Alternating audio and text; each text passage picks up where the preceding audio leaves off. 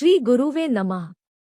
मित्रों, आज हम यहाँ पर कटु सत्य के विषय में चर्चा करेंगे। कैलाश की दिव्यता खोजियों को ऐसे आकर्षित करती रही है जैसे खगोलविद आकाशगंगाओं की दमकती आभा को देखकर सम्मोहित हो जाते हैं। शताब्दियों से मौन खड़ा कैलाश संसार के पर्वतारोहियों और खोजियों को चुनौती दे रहा है, लेकिन महादेव के घर को देखना तो दूर, कोई उसकी तलहटी में जाकर खड़ा भी नहीं हो पाता। दुनिया की सबसे ऊंची चोटी माउंट एवरेस्ट पर झंडा लहरा चुका मानव कैलाश पर्वत पर आरोहण क्यों नहीं कर सका?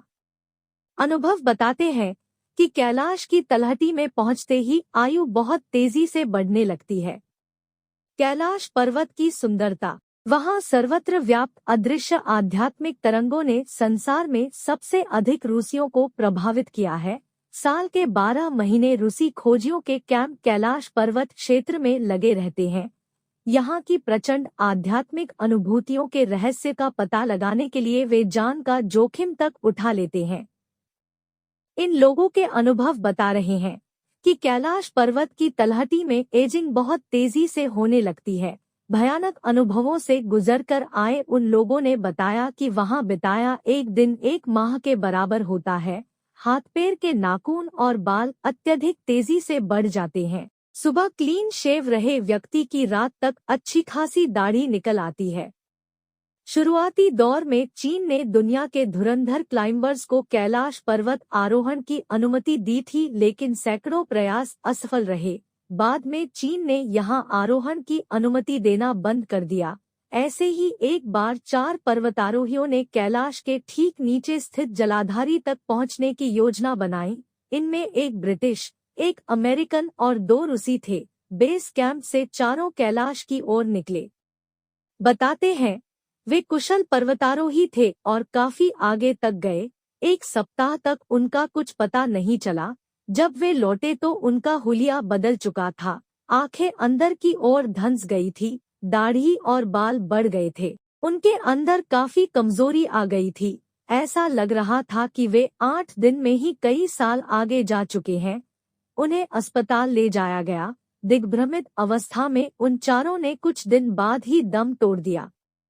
19वीं और 20वीं सदी में कई बार कैलाश पर्वत पर फतह के प्रयास किए गए। जिन लोगों ने अपने विवेक से काम लिया और आगे जाने का इरादा छोड़ दिया, वे तो बच गए, लेकिन दुस्साहसी लोग या तो पागल हो गए या जान गंवा बैठे। कैलाश की परिक्रमा मार्ग पर एक ऐसा खास पॉइंट है जहां पर आध्यात्मिक शक्तियां चेतावनी देती है। मौसम बदलता है या ठंड अत्यधिक बढ़ जाती है, व्यक्ति को बेचैनी होने लगती है। अंदर से कोई कहता है, यहाँ से चले जाओ। जिन लोगों ने चेतावनी को अनसुना किया, उनके साथ बुरे अनुभव हुए। कुछ लोग रास्ता भटककर जान गंवा बैठे। सन 1928 में एक बौद्ध भिक्षु मिलारेपा कैलाश पर जाने में सफल रहे थे। मिलारेपा ही मानव इतिहास के एकमात्र व्यक्ति हैं जिन्हें वहां जाने की आज्ञा मिली थी। रूसी वैज्ञानिक डॉ अर्नस्ट मूलदाशेव ने कैलाश पर्वत पर काफी शोध किए हैं। वे कई बार चीन से विशेष अनुमति लेकर वहां गए हैं। कैलाश की चोटी को वे 800 मीटर ऊंचा हाउस ऑफ हैप्पी स्टोन कहते हैं। उन्होंने अनुभव किया कि कैलाश के 53 किलोमीटर परिक्रमा पथ पर रहने से एजिंग की गति बढ़ने लगती है। दाढ़ी, नाखून और बाल तेजी से बढ़ते हैं। एक अनुमान के मुताबिक कैलाश पर्वत की तलहटी के संपर्क में आते ही एक दिन में ही आयु 1 माह बढ़ जाती है। इस हिसाब से वहां 1 माह रहने में ही जीवन के लगभग 2.5 साल खत्म हो जाएंगे।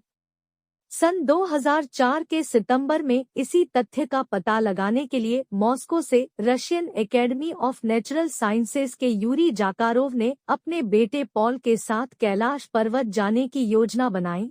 वे गैरकानूनी ढंग से तलहटी के करीब पहुंचे और कैंप लगा लिया। उन्हें अभी एक दिन ही हुआ था कि एक रात ऐसा अनुभव हुआ कि अगली सुबह उन्होंने वापस आने का फैसला कर लिया। रात लगभग 3 बजे बेटे पॉल ने झकझोर कर यूरी को जगाया और बाहर देखने के लिए कहा। यूरी ने बाहर देखा तो अवाक रह गया।